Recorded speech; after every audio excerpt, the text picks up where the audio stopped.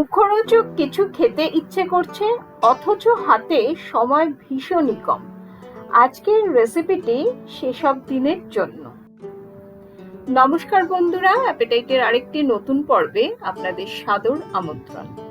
আজকের recipe mini marble. কিভাবে তৈরি হবে চলুন দেখে নেওয়া যাক। গ্যাসে একটা কড়াই বসিয়ে তাতে দিয়ে দিলাম 2 কাপ জল। জল গরম হতে শুরু করলে প্রথমে দিয়ে দেব 1 চামচ লবণ আর হাফ চামচ আমচুর পাউডার। তারপরে দিয়ে দিলাম 1 বাটি সুজি। এবারে খুব ভালোভাবে লবণ, আমচুর পাউডার আর সুজিটাকে গরম জলের সঙ্গে মিশিয়ে নিতে হবে। সুজি কিন্তু মুহূর্তের মধ্যে গরম জল শুষে নেবে। এবারে একটা থালাতে তৈরি করে রাখা সুজির মণ্ডটা ঢেলে একটুখানি ঠান্ডা হতে দিতে হবে। সুজিটা হালকা ঠান্ডা হয়ে আসলে এবারে এতে মিশিয়ে দেব 1 চামচ গাওয়া ঘি। ঘিটা কিন্তু সুজির সঙ্গে খুব ভালোভাবে মেখে নিতে হবে। চাইলে আপনি ঘিয়ের পরিবর্তে তেলের ব্যবহার করতেই পারেন, তবে স্বাদের তারতম্য কিন্তু একটা থাকবেই। সুজি হালকা ঠান্ডা হয়ে আসলে মানে হাতে যখন সেটা সহনীয় হবে, সে অবস্থায় ছোট ছোট মার্বেল বা গলি তৈরি করে নিতে হবে। দেখুন 1 কাপ সুজিতে কতগুলো মিনি মার্বেল আমার তৈরি হয়ে গেছে। এবারে একটা কাঁধা উঁচু থালা নিয়ে তাতে মার্বেল গুলোকে ট্রান্সফার করে দিলাম। এবারে এগুলোকে স্টিম করে নিতে হবে। যদি বাড়িতে স্টিমার না থাকে তাহলে কড়াইয়ের মধ্যে বেশ কিছুটা জল দিয়ে একটা স্ট্যান্ড বসিয়ে তারপরে এই মিনি মার্বেল গুলোকে দিয়ে ঢাকা দিয়ে ঘড়ি ধরে 7 থেকে 8 মিনিট হাই ফ্লেমে স্টিম করে নিলেই চলবে। যতক্ষণ সুজির মার্বেল গুলো স্টিম হচ্ছে ততক্ষণ চলুন একটা চাটনি বানিয়ে ফেলা যাক। ব্লেন্ডিং জারে নিয়ে নিয়েছি বেশ কয়েকটি কাঁচা পাকা লঙ্কা, 1 টুকরো আদা, 1 মুঠ পুদিনা পাতা আর 2 মুঠের মতো ধনে পাতা। ভালোভাবে পেস্ট করে নিয়ে আসলেই চলবে।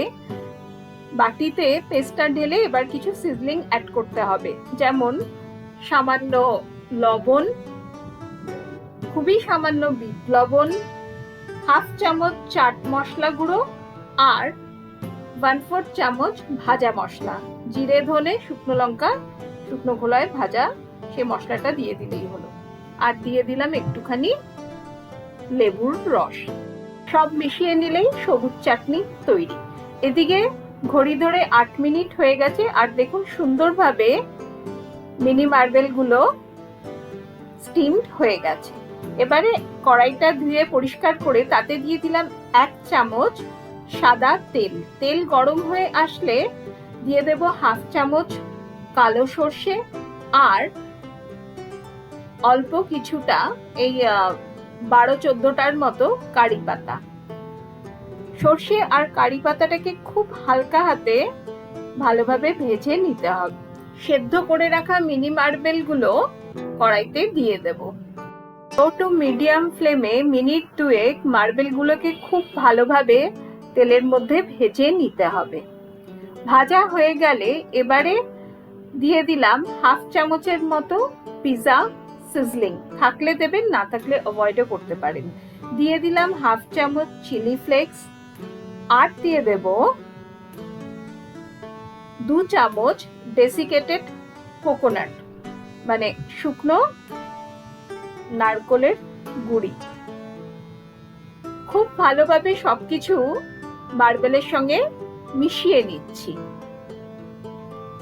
এমনিতেই কিন্তু খুব সুন্দর একটা গন্ধ ছাড়ছে কারি পাতার। এবারে দিয়ে দিতে হবে 2 চামচ টমেটো কেচাপ। কেচাপটা ভালোভাবে মার্বেল গুলোর সঙ্গে মিশিয়ে নিতে হবে।